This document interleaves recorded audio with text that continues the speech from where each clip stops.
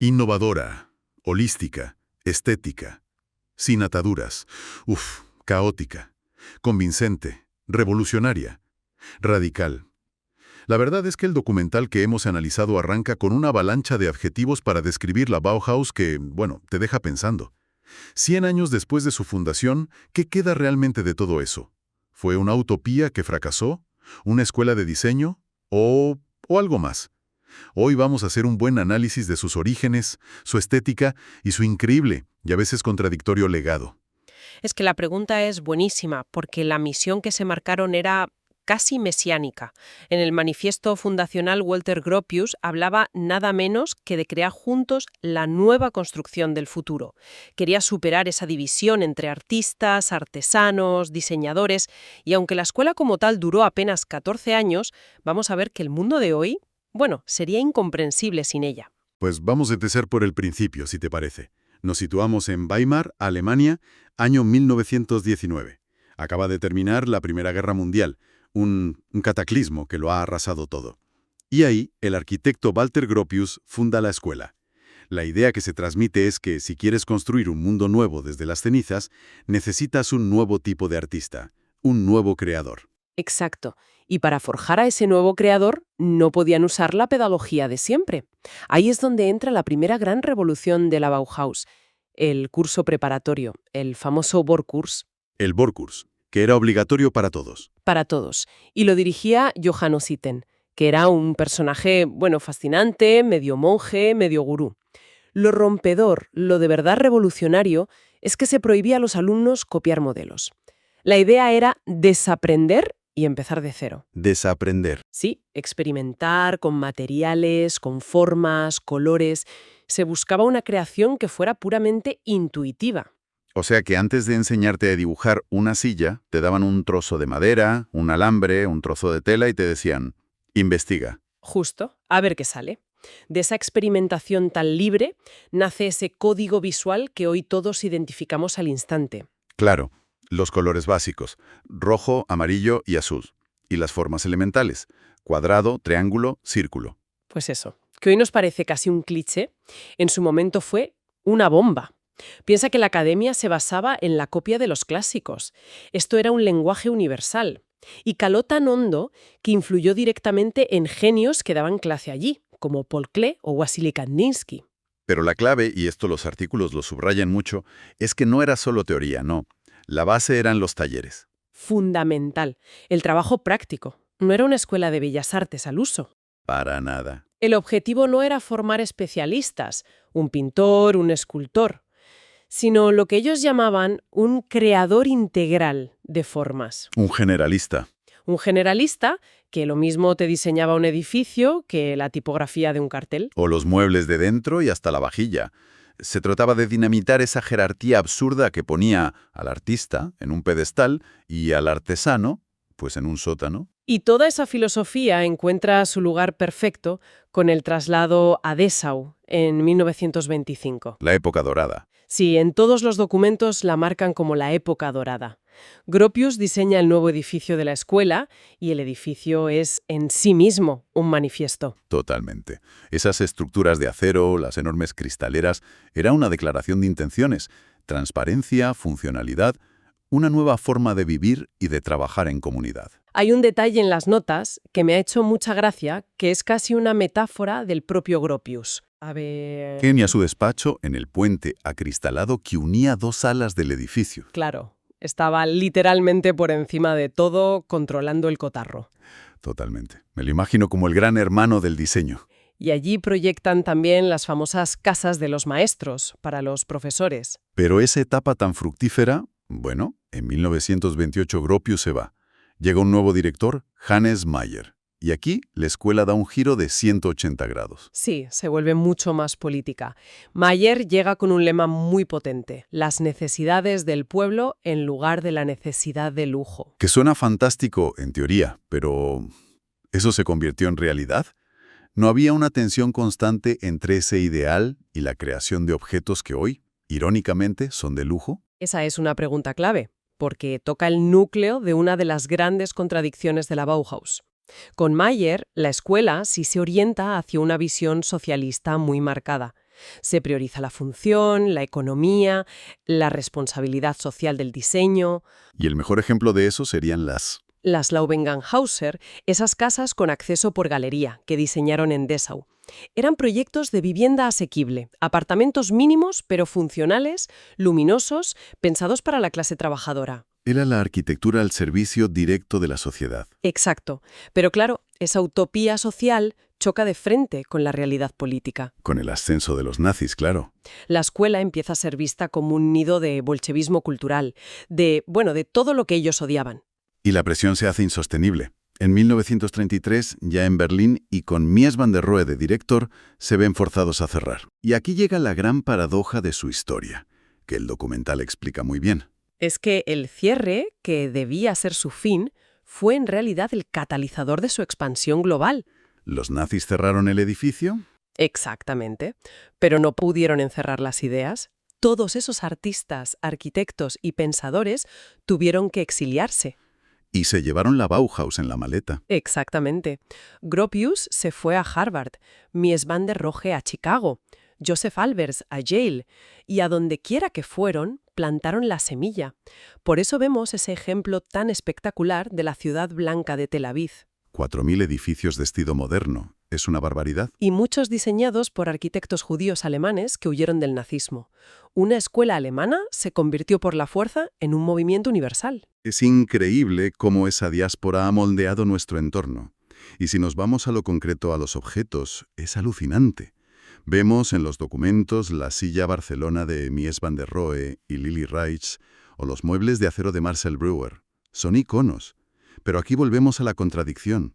Se diseñaron pensando en la producción en masa y hoy son objetos de lujo, carísimos. ¿Qué falló ahí? Fíjate en el caso de la lámpara de mesa de Wilhelm Wagenfeld, esa con la base de cristal. Es el arquetipo de la lámpara de escritorio. Se concibió para la producción industrial, pero la realidad es que en su momento era tan compleja y cara de fabricar que apenas se vendió. O sea que la tecnología y la economía no estaban preparadas para esa visión. No lo estaban. Pero la filosofía sí que llegó a las masas, aunque por otros caminos. Y aquí hay una conexión que leí que de verdad me voló la cabeza. A ver, cuenta. La línea directa que trazan desde la Bauhaus hasta Apple. ¿Cómo? ¿En serio? Al principio me sonó exageración. ¿Cómo llegamos de Weimar a un iPod? Es totalmente real, aunque indirecta. La clave es la empresa alemana Braun y su diseñador estrella, Dieter Rams.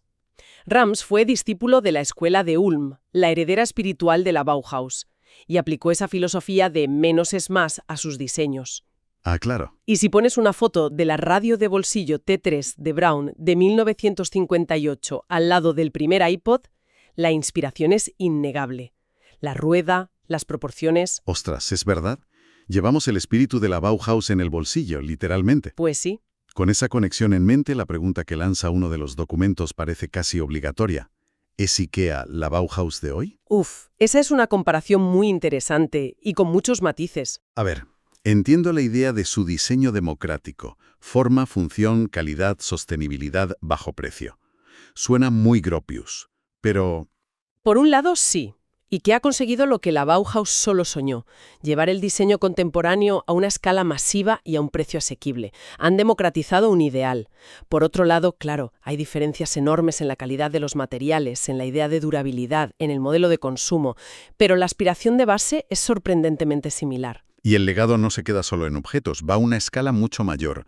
Hay una herramienta que mencionan en las fuentes que me pareció una locura, el manual Neufert. Ah, el Neufert. Es fascinante. Lo creó Ernst Neufert, que fue alumno y profesor en la Bauhaus. Es básicamente la Biblia de los arquitectos. La Biblia. Sí, un libro que estandariza todas las medidas que un arquitecto necesita, desde la altura de un picaporte hasta el radio de giro de un coche o el espacio mínimo en una cocina. Se basa en medir el cuerpo humano para optimizar el espacio al milímetro. Exacto. Un arquitecto en el documental lo describe perfectamente. Es una parte de nuestro cerebro. Pero esa optimización del espacio, esa utopía de la vivienda social, no siempre salió bien, ¿verdad? El documental es bastante crítico con el caso de Gropius. Sí. Es el ejemplo perfecto de cómo una utopía puede chocar con la realidad. La visión original de Gropius para ese barrio en Berlín Oeste era una arquitectura integrada en el paisaje. Edificios bajos, mucho verde. ¿Y qué pasó? Pues que se construyó el muro de Berlín.